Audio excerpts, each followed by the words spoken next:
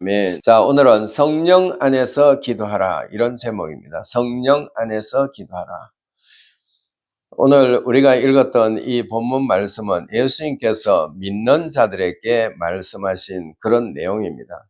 그래서 예수님은 성령으로 우리가 거듭나고 또 성령을 받아서 성령의 인도함을 따라서 이 땅에 살기를 원하시기 때문에 이 말씀을 제자들에게 가르쳐 주신 말씀이지만, 그러나 오늘 우리가 이 말씀을 받을 때 이 말씀이 우리에게 적용이 된다는 것, 이걸 여러분들이 꼭 아시고 굉장히 중요한 부분이라는 것, 이걸 우리가 알 수 있습니다. 성령님이 우리 안에 오시지 않는다면 우리는 성령의 인도함을 따라서 기도할 수가 없는 겁니다. 그렇기 때문에 다른 세상에 있는 다른 신들을 믿는 사람들은 성령님이 오시지 않기 때문에 그들은 기도를 해도 그냥 허공 중에 날리는 그런 말이 되겠지만, 우리는 이제 성령님이 우리 안에 계시고 또 우리에게 임하셨기 때문에 그 성령님께서 우리를 인도해 주시고, 우리가 또 성령 안에서 기도할 때 우리가 하나님께 온전히 나아갈 수 있다는 이런 부분을 우리가 이 오늘 말씀을 통해서 우리가 더 깊이 알기를 원합니다. 하나님의 말씀은 언제나 살아 있습니다. 그렇기 때문에 예수님이 말씀하신 그 말씀은 오늘도 역사하고, 앞으로 예수님이 1000년 뒤에 오신다 하더라도 그때까지 여전히 역사하신다는 것. 누구를 통해서 역사한다고 말합니까? 바로 성령님을 통해서 역사하신다는 것. 그래서 예수님은 이 땅에 계실 때 그가 복음을 전하는 그 지역이 한계가 있었습니다. 왜냐하면 예수님은 육신을 입고 오셨기 때문에, 육신을 입고 오신 예수님은 아무리 하나님의 아들이시고 또 그가 하나님이라 하더라도 한계가 정해져 있다는 겁니다. 왜냐하면 육신을 입은 사람은 가야 될 그 길이 하루에 얼마 동안에 얼마만큼 걸어갈 수 있는 그 양이 정해져 있기 때문에, 그렇기 때문에 예수님께서 이 땅에 계실 때는 제자들과 또 유대와 예루살렘과 그 인근 지역만 예수님이 가셔서 복음을 전하셨다, 그런 의미입니다. 그렇지만은 전 세계가 한눈에 또는 똑같은 시간에 전 세계에 있는 사람들을 동시에 인도하시기는 예수님으로서는 부족하다는 겁니다. 왜냐하면 육신을 입고 없기 때문에. 그래서 예수님이 이제 그가 이 땅에 오셔서 이 구원 사역을 이루시고 이제 가시고 난 뒤에 예수님께서 보내실 그 보혜사 성령님이 이 땅에 오시면 그가 모든 사람을 깨닫게 해주시기도 하고 또 깨닫고 성령의 충만함을 받기도 하고 또 거듭나서 하나님의 말씀대로 살 수 있도록 인도해 주시는 분이 바로 성령님입니다. 그렇기 때문에 성령님이 오시면 동시간에 전 세계에서 똑같이 성령님은 역사하실 수 있다는 겁니다. 그렇기 때문에 성령님이 우리에게 필요하고, 그 성령님이 나에게 성령님이 역사하셨다면 내 옆에 있는 사람한테도 똑같이 역사할 수 있고, 여기서 멀리 떨어져 있는 지구 반대편에 있는 대한민국에 있는 어떤 사람도 똑같은 시간에 역사하실 수 있는 분이 성령님입니다. 그래서 예수님은 이 보혜사 성령님을 보내셔서 그 보혜사 성령님 안에서 우리가 기도하는 그 기도가 굉장히 중요하다는 것, 이걸 우리에게 가르쳐주는 그런 부분입니다. 자, 이제 이 정도 제가 간추린 말씀을 전하고 이제 제가 프린터를 드린 그 말씀을 보면서 우리가 한 절 한 절씩 우리가 상고해 보고자 합니다. 첫 번째 우리가 같이 읽어봅니다. 오늘 본문 말씀은 예수님께서 이미 자기를 믿는 제자들에게 하신 말씀인데, 이 말씀은 앞으로 보혜사 성령님께서 성도들 안에 계실 것을 말씀하신 아주 중요한 말씀입니다. 그러니까 이 말씀은 보혜사 성령님께서 성도들에게 이제 내주하시고 또는 임하셔서 우리가 그 성령님에 인해서 우리는 기도할 수가 있다는 겁니다. 영적인 기도를 할 수 있다. 그래서 제목을 성령 안에서 기도하라 이런 제목으로 너무 길어가지고 오늘은 이 세 파트로 나누어서 오늘 첫 번째 파트만 우리가 보고자 하는데요. 이 본문 16절에 보면은 예수님께서 언급한 다른 보혜사를 알기 전에 보혜사가 무엇인지 알아야 할 것입니다. 그러니까 예수님 자신이 보혜사인데 이 보혜사가 예수님이 보혜사라는 것을 어떻게 알 수가 있는가? 성경에서 프룹이 돼야 되겠죠. 그래서 성경에서 어딘가에 이 예수님이 보혜사라는 말이 있어야 되는데 그것이 없으면 예수님이 보혜사인지 뭐 그냥 목사인 내가 말하는 건지 이걸 제대로 알 수가 없습니다. 그렇기 때문에 이 부분을 먼저 한번 짚고 넘어가자 이렇게 한 겁니다. 요한 1서 2장 1절을 보면 예수 그리스도를 대언자 즉 보혜사라고 하십니다. 자, 대언자라는 말은 다른 말로는 보혜사입니다. 보혜사. 자, 우리 같이 요한 1서 2장 1절을 같이 읽어봅니다. 나의 자녀들아, 내가 이것을 너희에게 써면 너희로 죄를 범하지 않게 하려 함이라. 만일 누가 죄를 범하여도 아버지 앞에서 우리에게 대언자가 있으니 곧 의로우신 예수 그리스도시라. 아멘. 자, 여기서 대언자가 의로우신 예수 그리스도다 이렇게 말했습니다. 그래서 대언자를 다른 번역본에 보면은 보혜사다 이렇게 되어 있어요. 그렇기 때문에 보혜사나 대언자나 똑같은 말이라는 겁니다. 그렇기 때문에 예수님이 본인이 보혜사지만 그래서 다른 보혜사를 보낸다. 그 말은 성령님을 보낸다는 뜻입니다. 예수님 자신은 한계가 있다고 아까 말씀드렸습니다. 왜냐하면 예수님은 육신을 입고 왔기 때문에 육신을 입은 분은 다니는데 한계가 돼 있어요. 하루에 아무리 많이 걸어도 그 당시는 걷든지 뭐 낙타를 타고 다니든지 이렇게 다니셔야 되는데 아무리 그렇게 다닌다 하더라도 한 나라도 제대로 다 못 다니고 하루가 지나갈 겁니다. 그렇기 때문에 전 세계 복음화라는 것은 어렵다는 겁니다. 그래서 이 전 세계 복음화를 시키기 위해서는 예수님은 이제 대속 사역, 그러니까 구속 사역만 끝내고 이제 가시고 나면 그 다음에는 예수님 대신에 보내실 성령, 보혜사, 다른 보혜사가 이 땅에 오시면 그가 이제 우리에게 모든 것을 가르치고 또 생각나게 해주시는 그런 분이 바로 보혜사 성령님이라는 겁니다. 그렇기 때문에 이것을 우리가 분명히 알고 신앙생활을 해야 신앙생활 자체가 즐겁기도 하고 또 우리는 그 신앙생활을 하는데 더 많은 죽어가는 영혼들에게 복음을 전할 수 있다. 그런 의미입니다. 예, 또 다른 보혜사를 요한복음 14장 26절에 보면 성령님을 지칭하심을 알 수가 있습니다. 자, 같이 읽어봅니다. 보혜사 곧 아버지께서 내 이름으로 보내실 성령 그가 너희에게 모든 것을 가르치시고 내가 너희에게 말한 모든 것을 생각나게 하리라. 여기서 뭐라고 말합니까? 보혜사 곧 아버지께서 내 이름으로 보내실 성령 이렇게 말하고 있어요.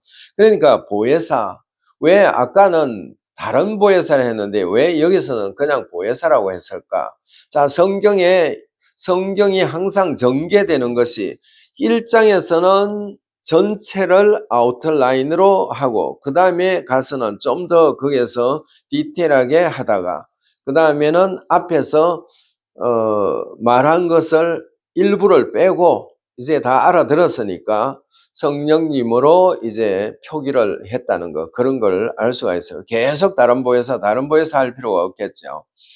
우리가 성경에 마태복음 5장 21절부터 보면은 5장에서는 옛사람은 어떻게 말했는데 나는 이렇게 말할 것이다. 나는 너희에게 이렇게 말한다. 이러면서 5장에서는 계속 옛사람과 나 이렇게 예수님이 계속 전해 주신 것을 볼 수가 있습니다. 그런데 6장에 가보면은 이제 옛사람이란 말을 사용하지 않아요. 여전히 율법을 완성시키는 말씀이지만 거기에서는 옛사람의 말을 하지 않아요. 율법을 고쳐야 될 부분을 이제 거기에서 바로 멘트를 하시기 때문에 예수님께서 너희는 이렇게 해라, 이렇게 해라, 이렇게 시작을 하는 겁니다. 그렇기 때문에 우리가 성경의 흐름을 본다면 이런 부분을 알 수가 있다는 것이죠. 그래서 여기에서는 보혜사라고 그냥 이야기했어요. 다른 보혜사라고 말 안 했어요. 보혜사 곧 아버지께서 내 이름으로 보내실 성령. 그러니까 예수님은 성령님이 아니죠. 예수님이시기 때문에. 그래서 성령 예수님은 뭐라고 말씀해요? 내 이름으로 아버지께서 보내실 그 성령이라고 말해요. 그렇기 때문에 예수님은 이제 보혜사로서 그냥 하늘나라로 가셔서 하나님 우편에 앉아 계시고 이제 다른 보혜사를 보내주셔서 이분은 우리 눈으로는 보일 수가 없습니다. 왜냐하면 하나님의 영으로 오신 분이기 때문에. 그러나 그분은 어느 곳에든지 오순절 이후에는 이 땅에 와 계신다는 겁니다. 그렇기 때문에 그분을 모실 수가 있죠. 우리가 이틀 전에 문집사님이 와서 문집사님이 바로 성령을 받고 방언을 말한 그것도 마찬가지입니다. 성령님이 이 땅에 계신다는 것을 이야기를 해줬기 때문에 쉽게 받을 수가 있다는 겁니다. 그걸 모르고 이야기를 아무리 해줘도 성령 충만을 받을 수도 없고 방언을 할 수가 없는 겁니다. 그렇기 때문에 이것을 성경에서 딱 꺼내가지고 이야기를 해주면은 그 사람들은 또는 성도들은 이해를 할 수가 있고 그것을 받아들일 수가 있는 겁니다. 그러니까 바로 내가 어떻게 방언을 말할 수가 있을까? 나는 내 처지에는 그런 거 절대로 안 될 줄 알았는데 어떻게 내가 그렇게 방언을 말할 수 있지? 이렇게 이야기하는 부분을 우리가 들었는데 바로 성령님이 오시면 그 영으로 기도하라는 겁니다. 영으로 기도하고 또 이 고린도 전서 14장에 가보면은 영어로 기도하고 마음으로 기도하고 영어로 찬양하고 마음으로 찬양하고 이런 말이 나옵니다. 그렇기 때문에 이런 부분들을 우리가 알 수 있는 것은 바로 성령님이 이 땅에 오셔야 된다는 것. 성령님이 우리 안에 오셔야 된다는 것. 성령님이 오시지 않는다면 이런 여러 가지 것들이 다 이루어질 수가 없다는 것을 우리가 알 수가 있어요. 자, 그러면 보혜사를 확대 번역본에서 보면은 이 보혜사가 여러 가지 뜻을 가지고 있는 겁니다. 대언자, 아까 예수님도 보혜사라고 했으니까 대언자라는 말이 예수님한테도 적용이 되죠. 대언자, 상담자, 위로자, 중보자, 변호자, 능력 주시는 자, 비상대기자. 그러니까 보혜사 성령님은 이 모든 7가지를 다 할 수가 있다는 겁니다. 아까 예수님은 한계가 있어가지고 전 세계에 동시에 말씀을 전할 수가 없다고 그랬습니다. 왜? 육신을 입고 오신 분이기 때문에. 그러나 영으로 오신 성령님은 어느 곳이든지 한순간에 똑같은 시간대에 여기 있으나 아프리카나 한국이나 어느 나라든지 똑같이 동일하게 역사하실 수 있다는 겁니다. 그렇기 때문에 우리는 이 보혜사 성령님이 우리 안에 틀림없이 필요하다는 거. 왜냐하면 그분이 오시면은 우리를 대신해서 대언을 해주시고 또 상담까지 해주신다는 거. 성령님이 우리에게 상담도 해주시고 위로도 해주시고 중보도 해주시고 변호자, 우리를 변론을 해주시는 분도 된다는 겁니다. 그 다음에 능력 주시는 자, 능력도 이분이 주신다는 겁니다. 예수님이 능력을 받으셔서 복음을 3년 반 동안에 전했는 것은 바로 이 능력을 받았기 때문입니다. 그 다음에 비상대기자로 언제든지 대기하고 있다가 우리를 도와주시는 분이다, 이런 뜻입니다. 어떤 문제가 있을 때 비상대기자 대신 성령님께서 우리에게 가르쳐 주신다는 겁니다.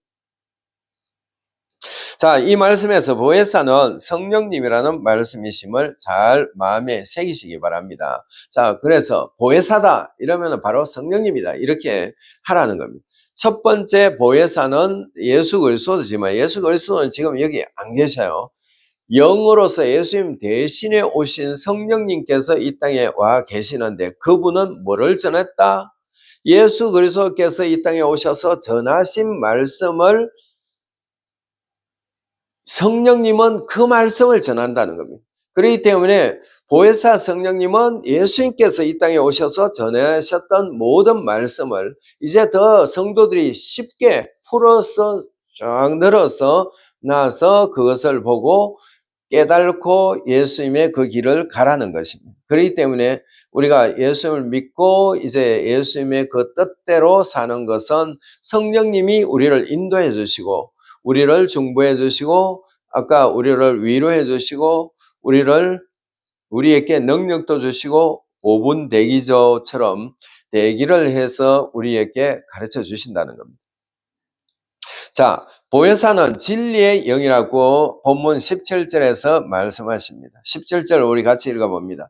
그는 진리의 영이라 세상은 능히 그를 받지 못하나니 이는 그를 보지도 못하고 알지도 못함이라. 그러나 너희는 그를 아나니 그는 너희와 함께 거하시며 또 너희 속에 계시겠음이라. 자, 그가 누구죠? 보혜사, 진리의 영이라는 겁니다. 진리의 영. 그는 진리의 영이라 세상은 능히 그를 받지 못하다니, 그렇게 말했어요. 여기서 세상은 누구죠? 예수를 믿지 않는 사람을 말합니다. 그러니까 예수를 믿지 않는 사람은 진리의 영을 받을 수가 없다는 겁니다. 예수를 믿지 않는 사람은 뭐를 먼저 받아야 되겠어요? 뭐를? 성령님이 깨닫게, 예수님이 누군지를 깨닫게 해주셨을 때 이 사람이 거듭나게 된다는 거죠. 그래, 그 거듭나지 않는 사람한테는 성령님이 절대로 가실 수가 없어요. 성령님이 그 사람 속에 내주하실 수가 없다는. 그래서 성령님이 예수님의 말씀을 풀어서 가르쳐 줄 때 누구를 통해서? 목회자들이나 성도들이나 전도자들을 통해서 가르쳐 줄 때, 전할 때 그 말씀을 듣고 깨달은 사람들이 바로 성령님이 깨닫게 해주셨기 때문에 그 사람은 하나님의 백성, 하나님의 자녀가 된다는 그런 겁니다. 자, 이 말씀을 좀 더 알기 쉽게 말씀을 드리겠습니다. 예수님을 믿지 않는 세상 사람들은 보혜사이신 진리의 영 성령님의 사역을 보지도 못하고 알지도 못할 것이라고 말씀하십니다. 그러나 너희는 나를 믿음으로 앞으로 오실 성령을 통하여 거듭나게 되고 성령을 받게 되므로 그를 알고 그가 너희와 함께 거하시고 또한 너희 속에 계실 것을 말씀하셨습니다. 우리 속에 성령님이 오시면 우리 속에 계시겠다. 아까 그 17절 마지막 부분에 또 너희 속에 계시겠음이라 이렇게 말하죠. 성령님이 오시면 우리 속에 내주하신다는 겁니다. 우리 안에 항상 계신다. 우리 안에 어디에 계실까요? 우리 안이 어딜까요? 영입니다. 사람 안에는 세 가지 본질이 있는데 그 본질 중에 영혼, 육 중에 영에 거하실 수 있다는 겁니다. 왜냐하면 이분도 영이시기 때문에. 영이신 보혜사는, 영이신 성령님은 우리의 영과 교제를 하지 우리의 육과 또는 우리의 혼과 교제를 할 수 없다는 말입니다. 그렇기 때문에 이것을 우리가 확실히 알고 신앙생활을 한다면 신앙생활이 좀 더 재미가 있겠죠. 즐거워지고 또는 하나님께 영광을 돌리기가 더 쉽다는 겁니다.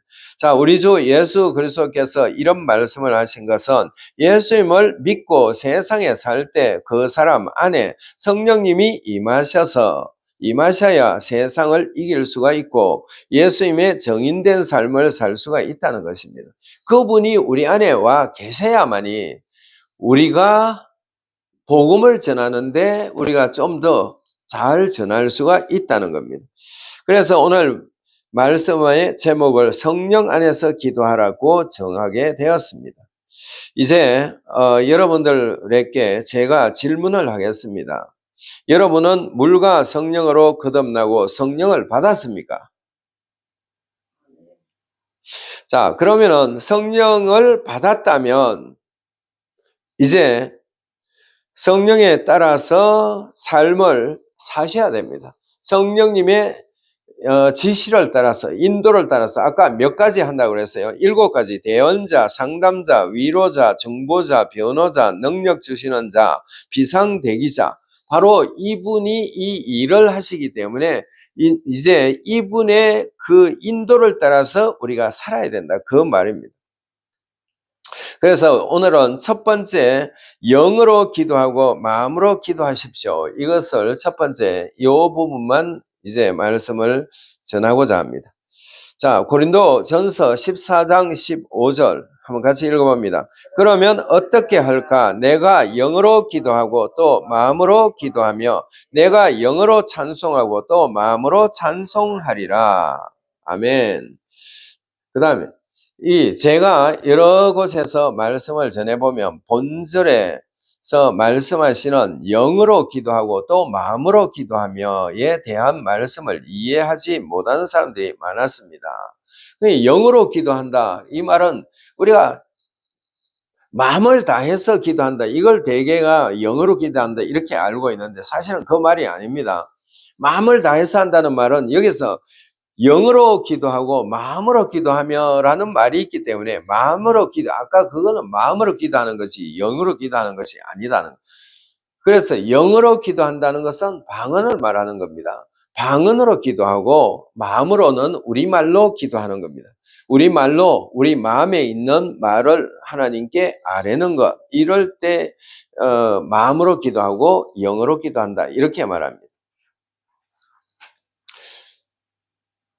자, 제가 한 가지 아주 중요한 간증을 하나 나누고자 하는데 중앙아프리카에 선교간 버튼이라는 사람과 솔트라는 사람이 있었습니다. 이 솔트라는 사람은 우리들이 잘 아는 스미스 위글스미스 목사님의 사이입니다. 자, 이들이 아프리카에서 선교를 하고 있었는데 어느 날 버튼이라는 선교사가 중병에 들었습니다. 그래서 죽음을 직면하고 침상에 누워 있었습니다. 그래서 아프리카 원주민들이 이제 저 사람이 죽으면 저 사람이 전하는 말씀을 듣지 못하겠다고 생각을 하였습니다. 원주민들이 모여 앞으로 은혜의 말씀을 듣지 못할 것에 대해 이야기를 나누고 있을 때 침상에서 죽어가고 있던 버튼 선교사가 일어나 원주민들 앞에 나타났습니다. 이게 깜짝 놀랄 일이죠.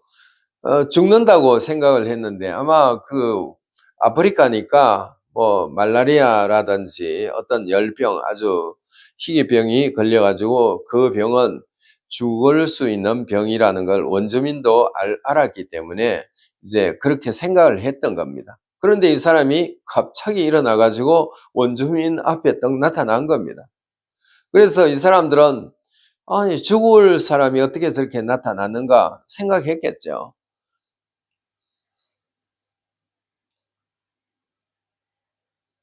그들은 의아해하였습니다. 어찌된 영문인지 물었습니다. 버튼 선교사는 그들에게 나는 긴 잠을 자고 일어났다고 말하였습니다.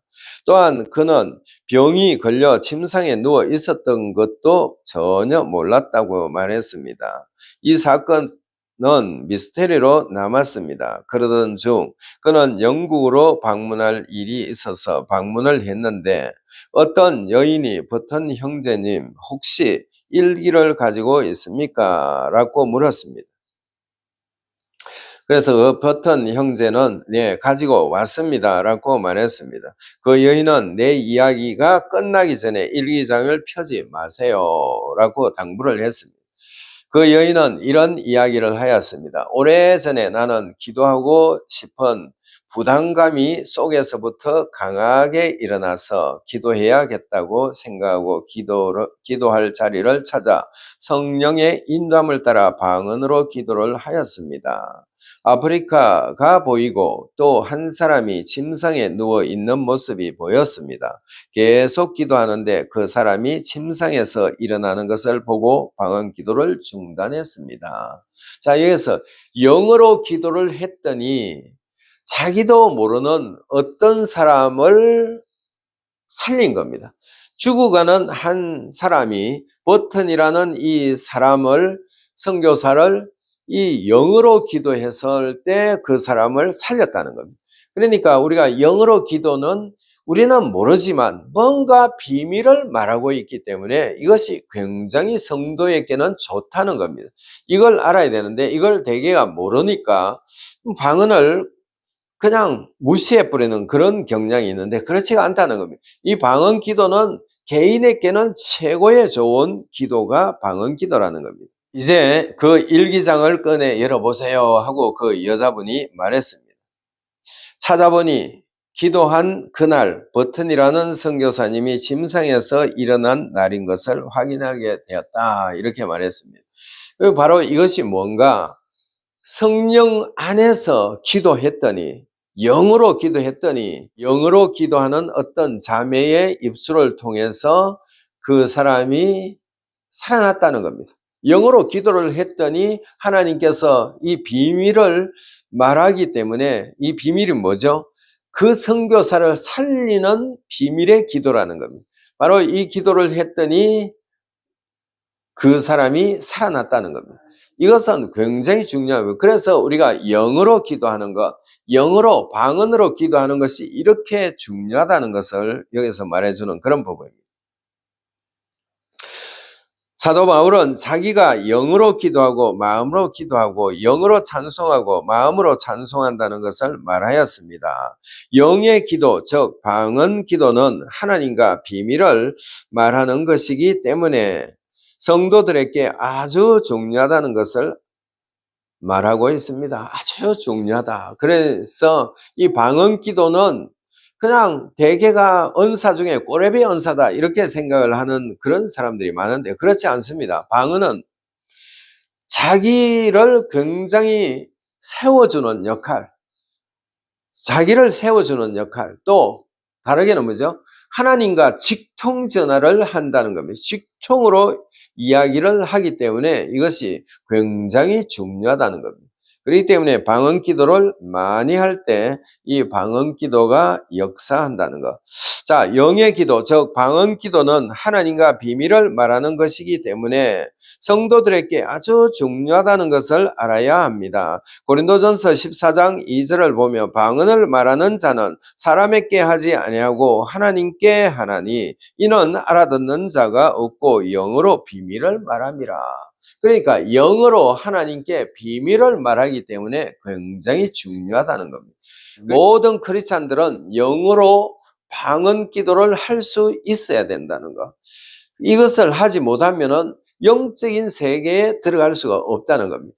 그래서 영적인 세계에 들어가지 못한다면 결과적으로 하나님과 우리 사이의 관계는 더 깊어지지 못하겠죠. 왜냐하면 직통으로 하나님과 이야기를 해야 되는데 이 이야기를 못하고 있기 때문에 많은 사람들은 그냥 신앙생활은 한다고 하면서 교회는 열심히 가고 있다 하면서 영적인 것을 알지 못한다면 영적인 기도를 못하기 때문에 하나님과 교제를 하지 못하고 지금까지 신앙생활을 했다는 겁니다. 그러니까 이게 얼마나 불쌍한지 많은 사람들이 영의 기도를 하지 못한다면 그만큼 하나님과 직통 관계를 갖지 못하는 그런 상태니까 사실은 불쌍한 것이 되겠죠. 영의 기도, 즉 방언 기도는 하나님과 직통 전화를 하는 것이나 다름이 없이 사탄 마귀가 알아들을 수가 없기 때문에 자기에게 가장 복된 기도 방법인 것을 알아야 합니다. 우리가 아무리 기도를 해도 우리가 우리말로 기도를 많이 한다면 이 우리가 기도하는 기도는 마귀도 듣고 하나님도 다 들을 수가 있어요. 그러나 영어로 하는 기도는 성령님이 주셔가지고 한 기도이기 때문에 이 기도는 다른 사람이 알아들을 수도 없고 마귀가 알아들을 수가 없어요. 귀신들이 못 알아들어요. 그러니까 귀신들이 못 알아들으니까 어떻게 되겠어요? 열정적으로 우리가 우리말로 기도를 아무리 해도 마귀가 다 듣고 그것을 기도했는 것을 무효시키려고 하겠죠. 기도 끝나고 나면. 그런데 영어로 기도를 해버리면은 마귀는 내가 뭘 기도를 했는지 몰라요. 모르기 때문에 무효시킬 수 있는 뭔가 아무것도 없어요. 그러니까 영어로 기도를 우리가 많이 할 때 우리가 다른 사람, 죽어가는 사람도 구할 수가 있다는 거, 이걸 성경이 가르쳐 주는 그런 부분입니다. 자, 고린도전서 14장 4절에 보면 방언을 말하는 자는 자기의 덕을 세우고 예언을 하는 자는 교회의 덕을 세우나니 라고 말씀하십니다. 그러니까 방언은 자기에게 덕을 세우고 예언은 교회의 덕을 세운다는 겁니다. 그러니까 예언은 믿는 사람들에게 이야기를 해서 덕을 세우는 역할을 하지만, 그러나 본인 개인에게는 제일 좋은 것이 방언이다, 이렇게 말하고 있어요. 그렇기 때문에 이 방언으로 기도를 할 때 우리는 영적으로 하나님과 깊은 교제를 할 수 있고 그 관계를 맺기 때문에 우리는 하나님과 더 깊은 교제를 하면서 우리는 다른 사람들을 위해서도 기도해 줄 수도 있고 자기를 위해서 기도할 수도 있고 영적으로 더 다른 은사들을 더 많이 받을 수 있다는 것, 이걸 우리에게 가르쳐 주는 그런 부분입니다. 그래서 오늘 이 말씀을 이제 여기서 간단하게 줄이려고 하는데요. 왜냐면은 이 말씀을 세 번째까지 가면은 아마 더 많은 시간이 필요할 것 같아 가지고 그래서 세 등분으로 이렇게 잘랐어요. 잘랐기 때문에 요렇게 해서 방언을 할 때 그 아까 버튼이라는 그 선교사를 살리는 것처럼 이 방언은 영적인 기도이기 때문에 영적으로 기도할 때 우리는 나뿐만 아니라 다른 사람의 어떤 죽어가는 것도 하나님께 아뢰서 하나님이 그 사람을 살려주신다는 겁니다. 그렇기 때문에 우리는 이런 부분을 우리가 알아야 된다는 거, 이걸 알고 하나님께 전폭적으로 의지해서 여러분들이 이 세상에 사는 동안에 승리하는 여러분들이 되시기를 예수님 이름으로 축원합니다. 자, 우리 주여 세 번 부르고 기도하는 시간을 갖습니다. 시작. 주여, 주여, 주여. 능력의 아버지 감사합니다. 찬양합니다. 하나님 홀로 영광받아 주시옵소서. 오늘도 복되기를 원하고 은혜 안에 거하기를 원합니다. 하나님의 귀한 사랑 안에 거하기를 원합니다. 하나님과 더 깊이 교제하며 동의하며 나아가기를 원하오니 온전히 주장하여 주시고 인도하여 주시옵소서. 오직 말씀 안에 굳건하게 서기를 원하고 은혜 가운데 온전히 가여 나아가기를 원합니다. 하나님의 거룩하심을 따라 나아가기를 원합니다. 오지아라 가야라 가바라 카타라 세레레 겐데레레 간다라라 가야라 가바라 카타라 사야라 가야라 가바라 카타라 주야라 네레레. 사랑의 아버지 감사합니다. 찬양합니다. 하나님 홀로 영광받아 주시옵소서. 우리는 이 땅에 사는 동안에 하나님과 깊이 교제하고 우리는 우리 자신만 세우는 것이 아니라 영어로 기도할 때 다른 사람을 세울 수 있고 다른 사람을 살릴 수 있다는 것, 이것을 알고 하나님께만 전폭적으로 의지하며 나아가기를 원합니다. 하나님의 귀한 사랑 안에 거하기를 원합니다. 능력의 아버지 감사합니다. 찬양합니다. 우리에게 영의 기도를 주셔서 감사합니다. 찬양합니다. 영광받아 주시옵소서. 한량없는 하나님 원청 가운데서 우리가 온전히 가하고 죽어가는 영혼들을 살리기를 원하오니 강력한 은총을 내려 주시옵소서. 예수의 이름으로 감사하며 기도드렸습니다. 아멘. 할렐루야.